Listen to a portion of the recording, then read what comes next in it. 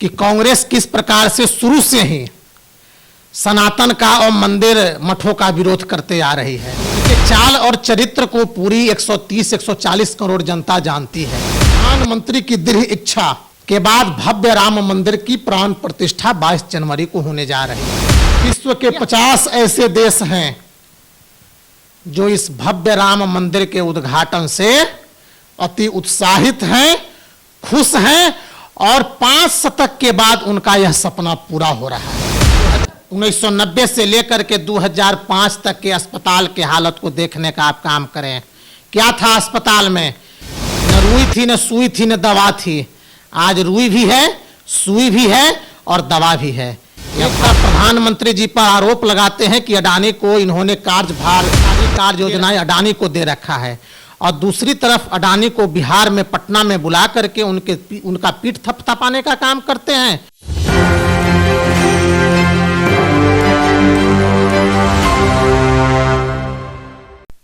नमस्कार, मेरा नाम प्रिंस मिश्रा है और आप 124 देख रहे हैं। अभी हम लोग जो है भाजपा के प्रदेश कार्यालय में उपस्थित है। हमारे साथ बातचीत करने के लिए पीयूष शर्मा है जो कि भाजपा के प्रदेश प्रवक्ता है। सर, जिस तरीके से राम मंदिर को लेकर के काफ़ी विवाद चल रहा है कि राम मंदिर का उद्घाटन संतों के द्वारा करनी चाहिए, ना कि नरेंद्र मोदी करते, क्या लग रहा है आपको? विपक्ष भी आपको घेर रही है। देखिए, 5 शतक के बाद देश में राम मंदिर का निर्माण का कार्य पूरा होने जा रहा है और 22 जनवरी को देश के यशस्वी प्रधानमंत्री और उनके साथ साथ वहां उपस्थित अयोध्या मंदिर न्यास परिषद के अध्यक्ष नित्य गोपाल दास जी भी उस प्राण प्रतिष्ठा के गर्भगृह में भगवान राम की प्राण प्रतिष्ठा करने जा रहे हैं। विपक्ष को यह बात पच नहीं रहा है।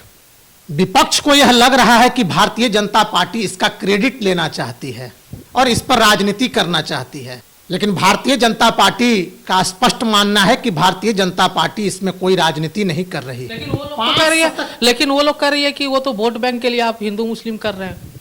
सोमनाथ मंदिर का उद्घाटन था, गुजरात का प्रसिद्ध सोमनाथ मंदिर, और देश के महामहिम राष्ट्रपति बिहार के ही रहने वाले डॉक्टर राजेंद्र प्रसाद जी जब उस सोमनाथ मंदिर का उद्घाटन करने जा रहे थे तो कांग्रेस के प्रधानमंत्री पंडित जवाहरलाल नेहरू ने उनका विरोध किया था।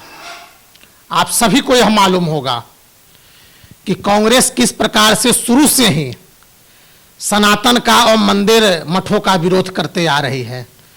तो उनके चाल और चरित्र को पूरी 130-140 करोड़ जनता जानती है। उनको बताने की, देश की जनता को उनको बताने की आवश्यकता नहीं है। देश की जनता कांग्रेस, समाजवादी पार्टी, राष्ट्रीय जनता दल, ममता बनर्जी, अरविंद केजरीवाल के चाल चरित्र को अच्छा सा जानती है।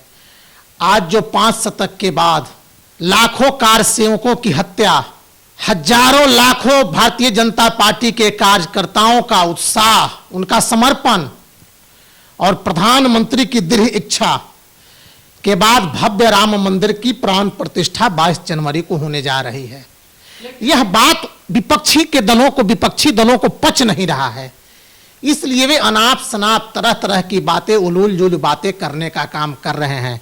लेकिन मैं आपको बताना चाहता हूं कि देश ही नहीं, देश की 140 करोड़ जनता ही नहीं, विश्व के 50 ऐसे देश हैं जो इस भव्य राम मंदिर के उद्घाटन से अति उत्साहित हैं, खुश हैं और 5 शतक के बाद उनका यह सपना पूरा हो रहा है।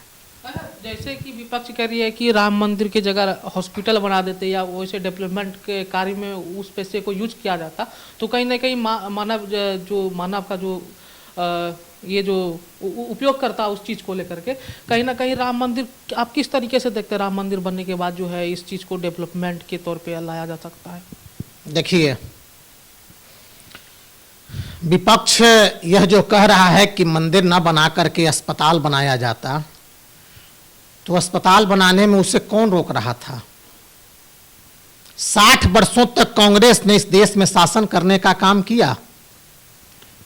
आपको मालूम होना चाहिए कि देश में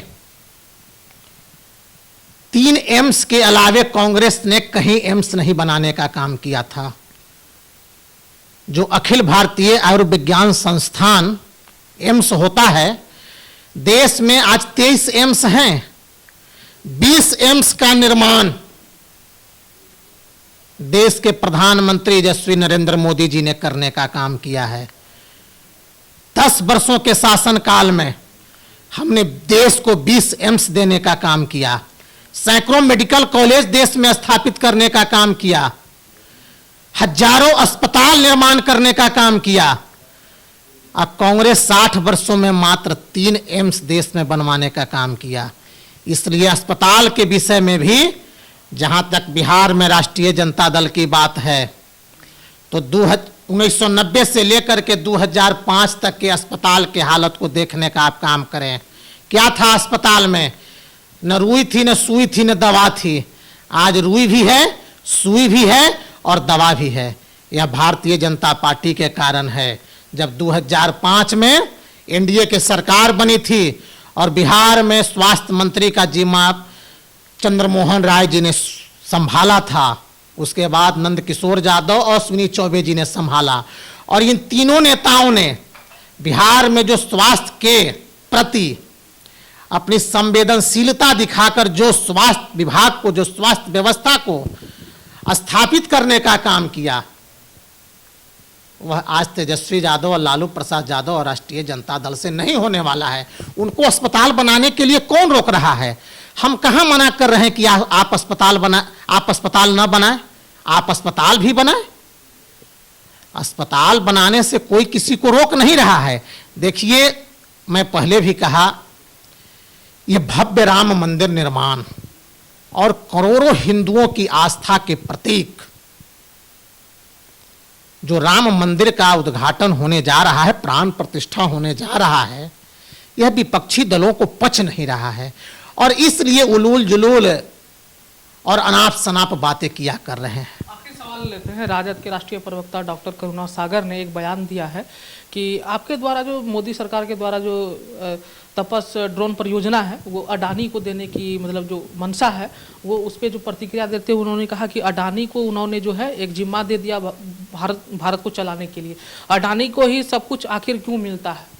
बिजनेस के क्षेत्र में, औद्योगिक क्षेत्र में एक मीटिंग हुई थी और उसमें पटना के बापू सभागार में बिहार के मुख्यमंत्री नीतीश कुमार जी और तेजस्वी यादव जी अडानी जी को भी बुलाए थे और मंच से अडानी जी की काफ़ी तारीफ करने का काम बिहार के मुख्यमंत्री उप मुख्यमंत्री ने किया था।